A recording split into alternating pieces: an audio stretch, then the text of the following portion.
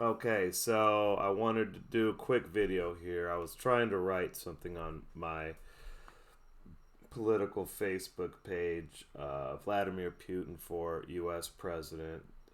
It's a page I made 5, 6 years ago to mock Russiagate, but it's just where I put political stuff. I got like 2,000, followers, so it's cool. People from all over the world.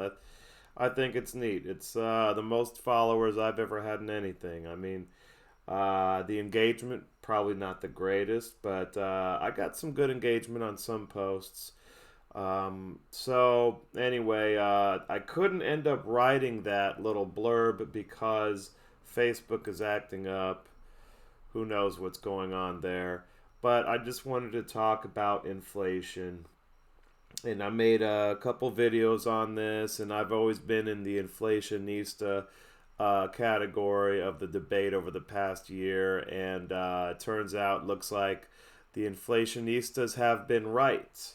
And those deflationistas that thought that deflation would set in, well, maybe eventually it might, but for the time being, for the foreseeable future, inflation is going to be the name of the game. So we got two charts here just quickly, just to go over this. First chart is going, let's put them together in the tabs. Okay, so what is inflation caused by? Very simple.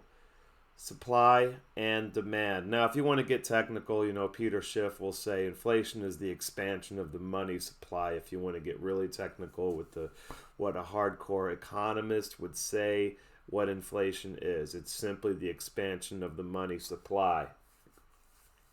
Okay, so the money supply is the demand side of the equation. The more money that is out there, the more money that is in people's pockets, more currency, the more they're going to want to spend it, whether they need to or not. Demand for goods and services is going to go up. So here we have the M2 money supply. We can see that since 2012, we can even go further back than this. Since 2012, it goes up at a pretty steady rate. Then 2020, of course, they used COVID as an excuse to just do this ridiculous thing here. And then since then, you notice that the rate of change is a little bit higher now. And it's probably going to remain that way for some time to come. If we go back, let's go to the 25-year curve. You can see that inflation has over time steadily increased in the rate of change until 2020. Boom, boom, it goes up like crazy. A lot of people cite M1 money supply, but my understanding is M2 is a better gauge because that's closer to showing how much currency is in the real economy, whereas M1 kind of deals with financial institutions and their bank reserves and all that. And then the second, so you have, that's the demand side of the equation. So you can think of money supply as equaling demand. Now we have productivity. Productivity is sort of a measure of, let's see what they say here. It's like a measure of goods and services, or maybe just goods, non-farm productivity. It's a kind of a measure of the industrial output of the economy. And you can see that in the early 2000s, it was going up at a much faster pace than it was in the 2010s. And now it's kind of just doing, so far, it went up a lot in 2020 once we started reopening. That has to do with the base effects right there. And we can see that it's not doing so hot right now. We're having a little bit of a rocky road. We'll see what happens with that. I'm thinking that government policy will tend to keep productivity low. So productivity is the supply side. So you have lower supply, higher demand equals inflation. That's the basic thing. It's very simple. People don't get it, and I understand they don't have time to learn these things. It's something that everybody should understand.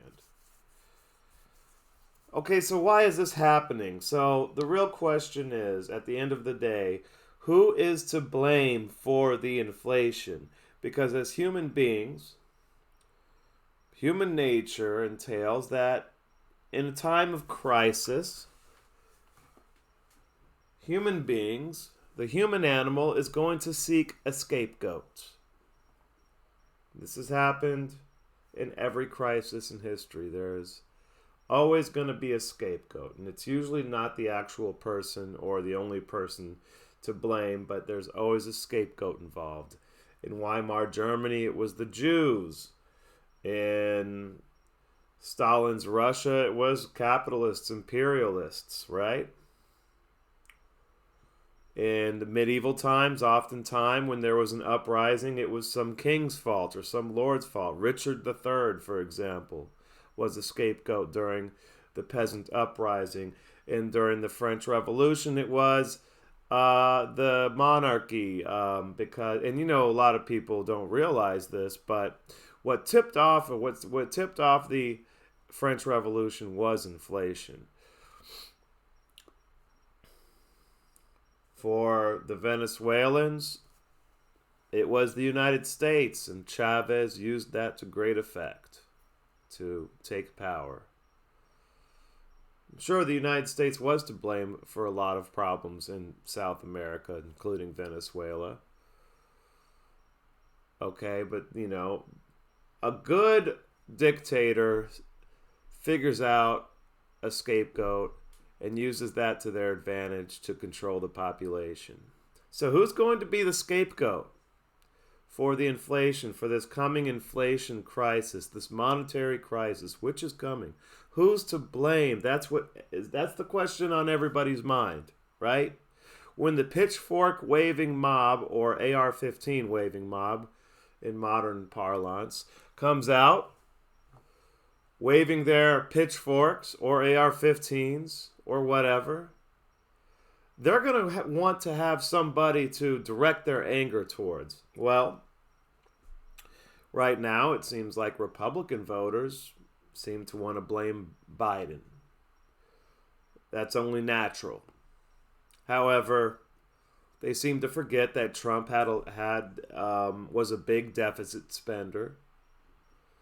Okay, that contributes to this right here, deficit spending, because what's happening with deficit spending is that the government is creating money and putting it into the economy.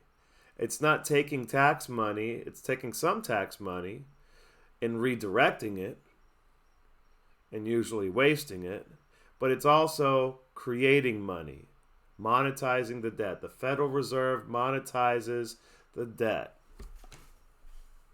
by printing money and buying the government savings bonds.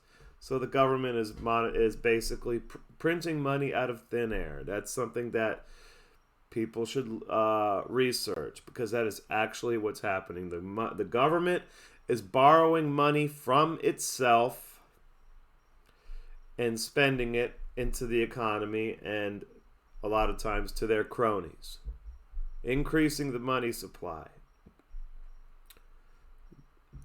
Trump was very good at doing that. He loved deficit spending. He also liked things like rent moratoriums, stimulus checks, extended unemployment benefits, and so did everyone in Congress last year.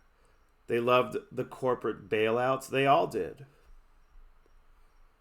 So we can blame Biden, yes, because what Biden is doing right now is just what the government has done so far this year. The Biden administration, really the government as a whole, has just pretended that inflation isn't a big deal. It's just temporary.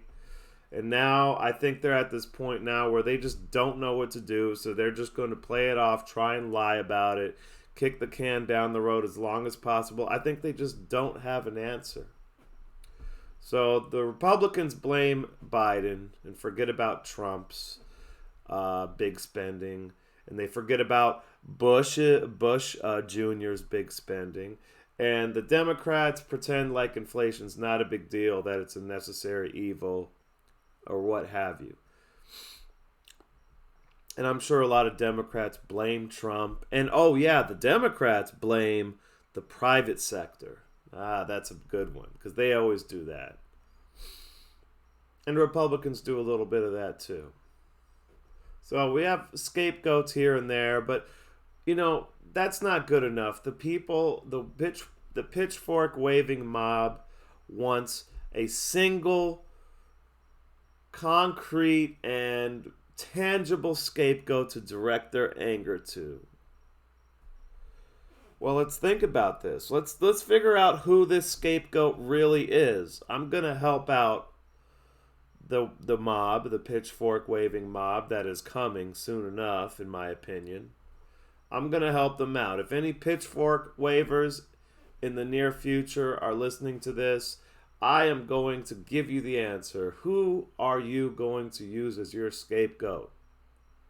Because it's no fun waving pitchforks or AR-15s, preferably with bayonets, unless you have somebody to impale. What's the sense of having guillotines when there's no one's head to chop off? So who's going to be to blame? Well, let's think about this. This what's going on right now, although we do see, let's go back even further. If you go back to like 1980, you start to see this money supply go up quite a bit. 1990s, it starts going up faster. 2000s, it starts going up faster. 2010s, and now. But it's been steadily increasing. The deficit spending has gotten worse and worse, as everyone should know, since really the 1980s. That was the politicians, the presidents, all the politicians, all the presidents since the Reagan era have had a hand in the money printing, the deficit spending, and also the productivity decreasing. So let's go back to the productivity decreasing, and you can start see, well, it looks like 1980s, it goes up. There's a little spurt in the 90s. That was the dot-com bubble. You can see that here. Productivity has been, it was pretty stagnant through the 70s there, I guess. But we can see now it's definitely leveled off since about the mid-2000s. Okay? This must be the dot-com bubble is my only guess here. So what's the cause of that? I mean, it's nothing other than regulations, taxes, policies that have killed industrial production in the United States. You have, as a result, less supply of goods and services. Those are the politicians enacting policies, laws, taxes, regulations that have steadily decreased the rate of change of industrial production over the last 30 years at the behest of the voter. And there was the government spending that was funded with debt and deficit and monetized debt and money printing that the politicians and presidents have enacted since really the late 80s at the behest of the voters. This has been going on for decades. They have been passing these laws, these regulations, appointing these Federal Reserve chairmen who were basically sycophants for Wall Street since the 80s, okay? And the voter, the American voter, has rewarded them time and time again. So how can you really blame the politicians and the presidents and the Federal Reserve Board members that they appoint and confirm? How can you blame them when they get rewarded with 30-year or 40-year terms in Congress or the Senate? I mean, as far as they know, they're doing exactly what they should do because they keep getting reelected. So, that really doesn't answer the question of who is to blame. Well, it does, but just to give you a hint on what that means that the pitchfork waving mob, if they are going to be honest with themselves, they would have to turn those pitchforks or AR-15s upon themselves, because they are actually who is to blame. It is the American voter. And ignorance is no excuse. Ignorance of history, ignorance of economics, you can use it as an excuse, but it's not going to mitigate what's coming. We're going to see now they're all saying this. Now I said this months and months ago, but now all the experts are saying that the inflation is going to go, the high inflation is going to go through at least next year.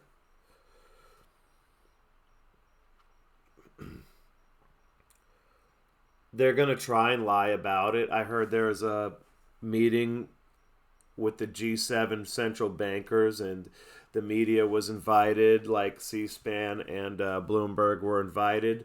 And I guess they were invited to coordinate messaging, and they're looking for ways to cook the books on the inflation numbers. Okay, so I hear from, Wall Street from Main Street. That was his thing. He's pretty good. I like him. We'll see if that's true. It wouldn't surprise me, because that's what they did after the 1970s. They changed, in the United States, they changed the way inflation was calculated, which is why inflation now is not nearly as accurate as it was in the 1970s. That's why now, if we actually measured inflation as we did in the 1970s, our inflation today wouldn't be 6 or 7% year over year. It would be well over 10%, probably 12, 13, 14%. We're already well into double digits by 1970s calculations. But who's to blame? Who's to blame? You know, I said this in another video months ago. The problem is you, the American voter. The politicians have been doing exactly what the American voter wanted. And the American voter just didn't care about the future or their children's future. It's a country of drug addicts, literally and metaphorically. So that was what I was trying to write on Facebook, something along those lines. Much more flowing and eloquent, but Facebook was giving me a hard time for some reason.